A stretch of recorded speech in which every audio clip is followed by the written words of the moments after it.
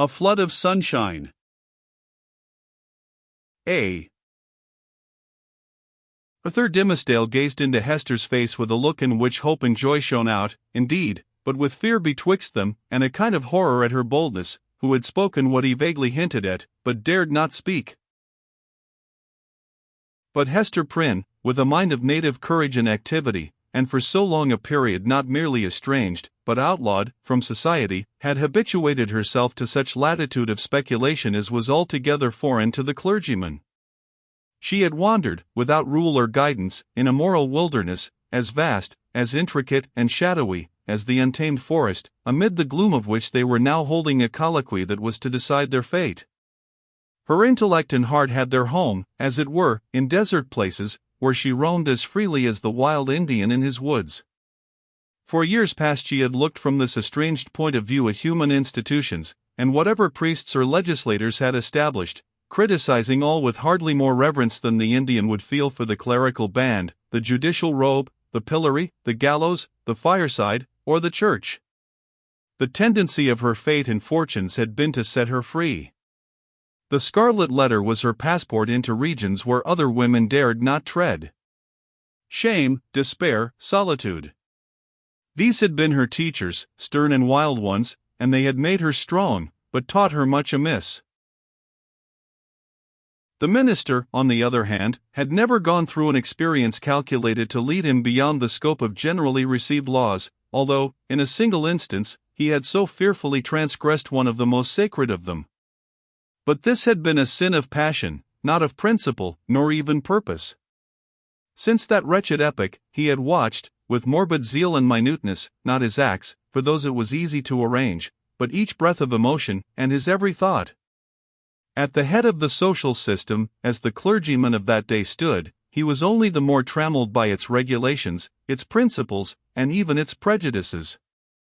As a priest, the framework of his order inevitably hemmed him in.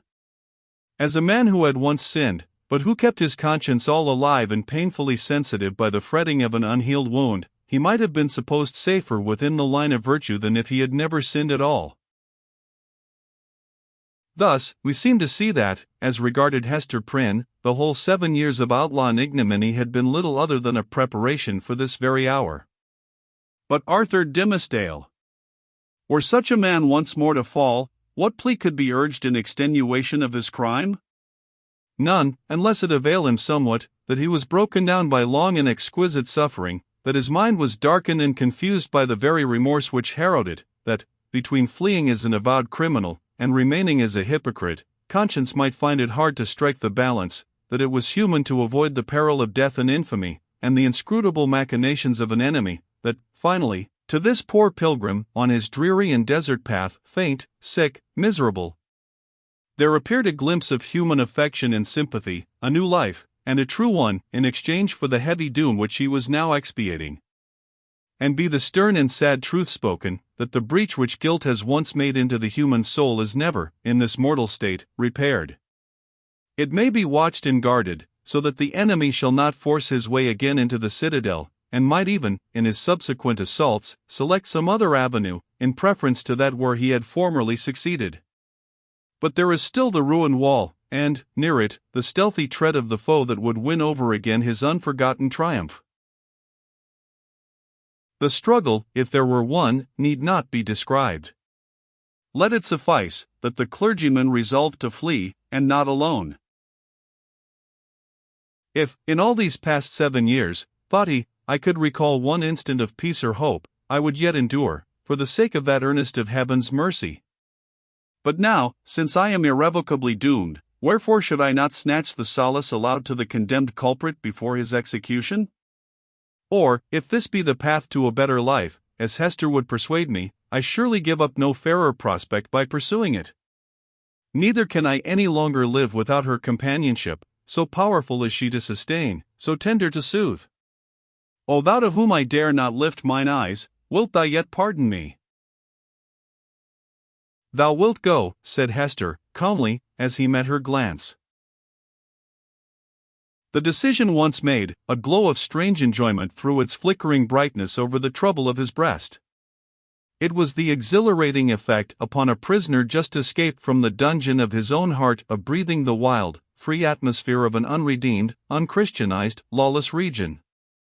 His spirit rose, as it were, with a bound, and attained a nearer prospect of the sky, than throughout all the misery which had kept him groveling on the earth. Of a deeply religious temperament, there was inevitably a tinge of the devotional in his mood. "Do I feel joy again?" cried he, wondering at himself. "Methought the germ of it was dead in me. O Hester, thou art my better angel! I seem to have flung myself, sick, sin-stained, and sorrow-blackened, down upon these forest leaves, and to have risen up all made anew, and with new powers to glorify him that hath been merciful. This is already the better life. Why did we not find it sooner?" "Let us not look back," answered Hester Prynne. "The past is gone. Wherefore should we linger upon it now?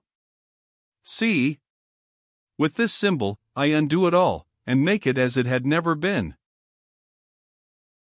So speaking, she undid the clasp that fastened the scarlet letter, and, taking it from her bosom, threw it to a distance among the withered leaves. The mystic token alighted on the hither verge of the stream. With a hand's breadth farther flight it would have fallen into the water, and have given the little brook another woe to carry onward, besides the unintelligible tale which it still kept murmuring about. But there lay the embroidered letter, glittering like a lost jewel, which some ill-fated wanderer might pick up, and thenceforth be haunted by strange phantoms of guilt, sinkings of the heart, and unaccountable misfortune. A gleam of sunshine. The stigma gone, Hester heaved a long, deep sigh, in which the burden of shame and anguish departed from her spirit. Oh, exquisite relief! She had not known the weight, until she felt the freedom. By another impulse, she took off the formal cap that confined her hair, and down it fell upon her shoulders, dark and rich, with at once a shadow and a light in its abundance, and imparting the charm of softness to her features. There played around her mouth, and beamed out of her eyes, a radiant and tender smile, that seemed gushing from the very heart of womanhood. A crimson flush was glowing on her cheek, that had been long so pale. Her sex, her youth, and the whole richness of her beauty, came back from what men call the irrevocable past, and clustered themselves, with her maiden hope, and a happiness before unknown, within the magic circle of this hour. And, as if the gloom of the earth and sky had been but the effluence of these two mortal hearts, it vanished with their sorrow. All at once, as with a sudden smile of heaven, forth burst the sunshine, pouring a very flood into the obscure forest, gladdening each green leaf, transmuting the yellow fallen ones to gold, and gleaming adown the grey trunks of the solemn trees. The objects that had made a shadow hitherto, embodied the brightness now. The course of the little brook might be traced by its merry gleam afar into the wood's heart of mystery, which had become a mystery of joy. Such was the sympathy of nature, that wild, heathen nature of the forest, never subjugated by human law, nor illumined by higher truth, with the bliss of these two spirits. Love, whether newly born, or aroused from a death-like slumber, must always create a sunshine, filling the heart so full of radiance, that it overflows upon the outward world. Had the forest still kept its gloom, it would have been bright in Hester's eyes, and bright in Arthur Dimmesdale's. Hester looked at him with the thrill of another joy. "Thou must know Pearl," said she. "Our little Pearl. Thou hast seen her, yes, I know it, but thou wilt see her now with other eyes. She is a strange child. I hardly comprehend her. But thou wilt love her dearly, as I do, and wilt advise me how to deal with her." "Dost thou think the child will be glad to know me?" asked the minister, somewhat uneasily.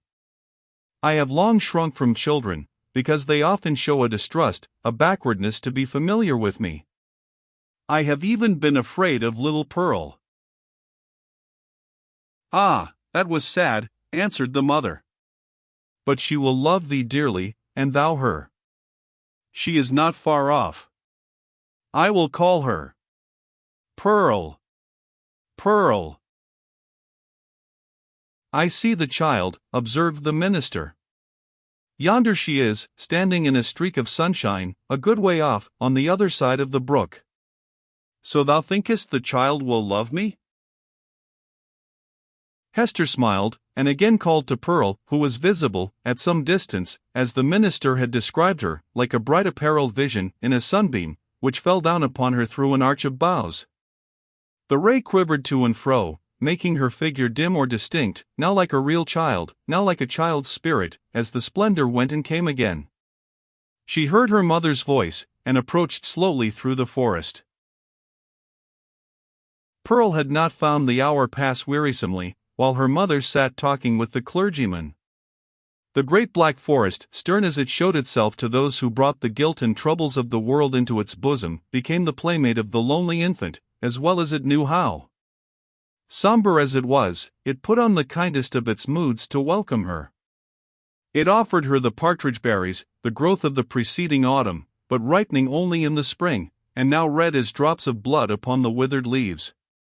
These Pearl gathered, and was pleased with their wild flavor. The small denizens of the wilderness hardly took pains to move out of her path. A partridge, indeed, with a brood of 10 behind her, ran forward threateningly, but soon repented of her fierceness, and clucked to her young ones not to be afraid. A pigeon, alone on a low branch, allowed Pearl to come beneath, and uttered a sound as much of greeting as alarm.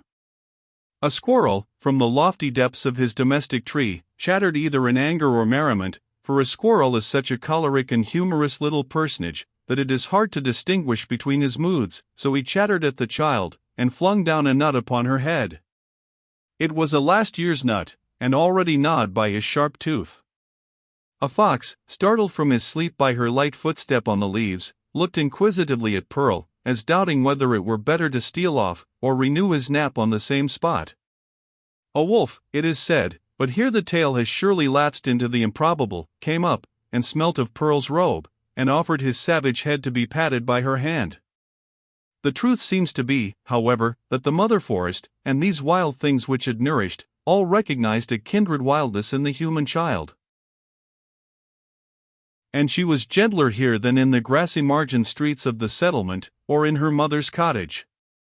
The flowers appeared to know it, and one and another whispered as she passed, "Adorn thyself with me, thou beautiful child, adorn thyself with me." And, to please them, Pearl gathered the violets, and anemones, and columbines, and some twigs of the freshest green, which the old trees held down before her eyes. With these she decorated her hair, and her young waist, and became a nymph child, or an infant dryad, or whatever else was in closest sympathy with the antique wood. In such guise had Pearl adorned herself, when she heard her mother's voice, and came slowly back. Slowly, for she saw the clergyman.